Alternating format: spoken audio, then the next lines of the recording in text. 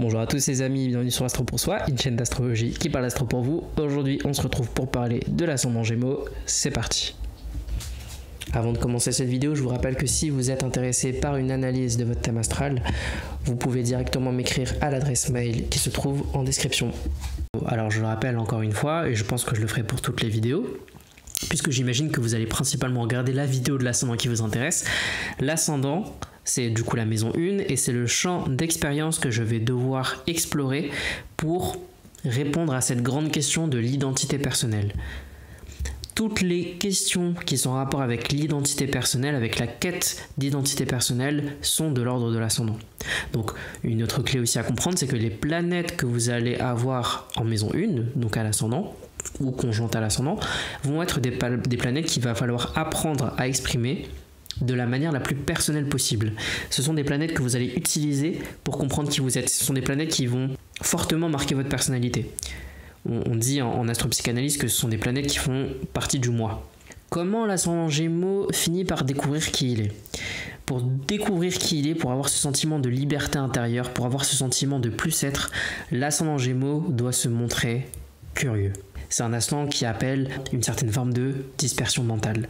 Autrement dit, il faut qu'il s'intéresse à beaucoup de choses, il faut qu'il reste ouvert d'esprit, il faut qu'il apprenne à utiliser efficacement et habilement son corps mental. Mercure maîtrise l'ascendant Gémeaux. En ce sens, évidemment, la position de Mercure en signe en maison va donner des précieux indices sur comment exprimer cette qualité d'ascendant Gémeaux, comment réussir à l'explorer. Prenons l'exemple de quelqu'un qui aura Mercure en 8 avec un ascendant Gémeaux. Si la Mercure en 8, il y a de fortes chances, vu que le Sagittaire est en 7, que la maison 8 corresponde à celle du Scorpion.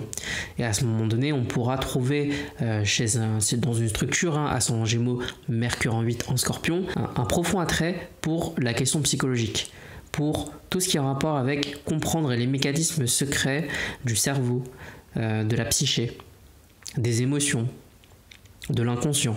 Donc autrement dit, le champ, le lieu où va se trouver Mercure pour un ascendant Gémeaux, ça va nous renseigner sur où va se trouver l'intérêt, où va se trouver la curiosité pour cette personne-là. Ça va être le champ d'expérience qui va être le plus naturellement accessible d'un point de vue intellectuel à la personne. La question des études, du savoir à acquérir, ça va être un questionnement de l'ascendant Gémeaux. L'ascendant Gémeaux, c'est celui qui devra apprendre à devenir habile avec son mental, à devenir agile avec son mental, à rebondir, à gagner en compétences d'éloquence. Alors évidemment, si vous avez par exemple, vous êtes ascendant Gémeaux, Mercure rétrograde, qui fait des carrés pas possibles à Saturne, au Soleil ou à Uranus, ça va être compliqué.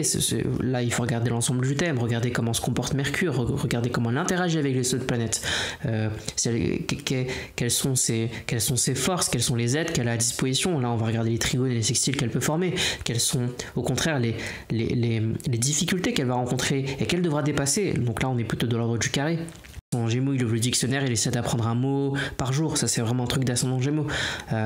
Il va essayer de gagner en compétences au niveau du verbe, dans sa manière de communiquer, de parler, d'exprimer les idées, de les articuler. C'est ça qu'on lui demande à l'ascendant Gémeaux. Encore une fois, ça se résume assez simplement à être curieux et agile mentalement. Selon les signes, évidemment, ça va être compliqué.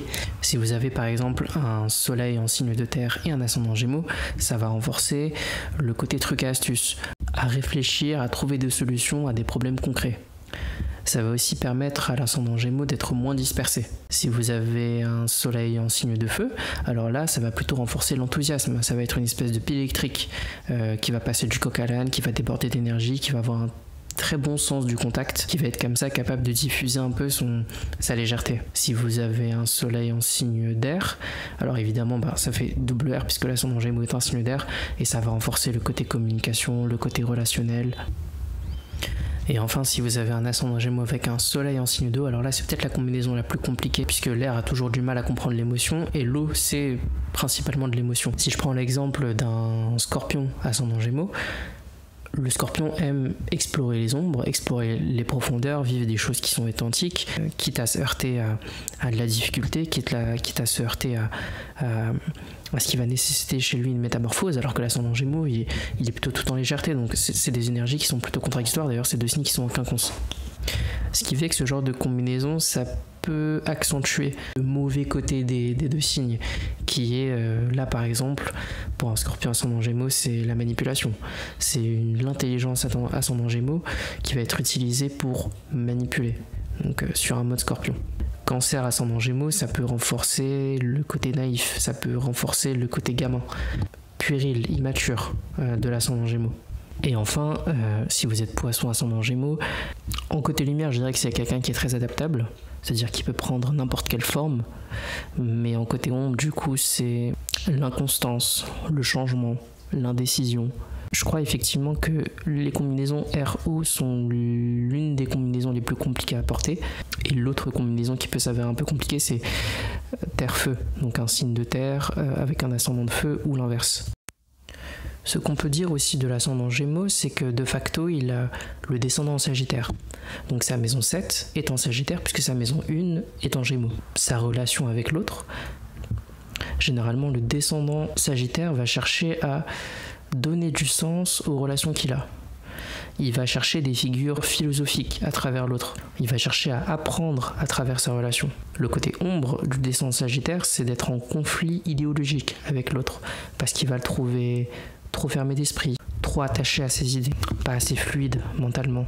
Il va le trouver plus dans l'idéologie que dans l'idée. Comprenons bien que un ascendant Gémeaux qui ne développe pas ses qualités d'ascendant Gémeaux, il va exprimer à travers son contact avec l'autre l'ombre de son descendant Sagittaire. Donc autrement dit, c'est lui qui va être fermé d'esprit. Donc autrement dit, il va projeter sur les autres le côté ombre Sagittaire ou intérioriser lui-même dans son expression avec l'autre le côté ombre Sagittaire.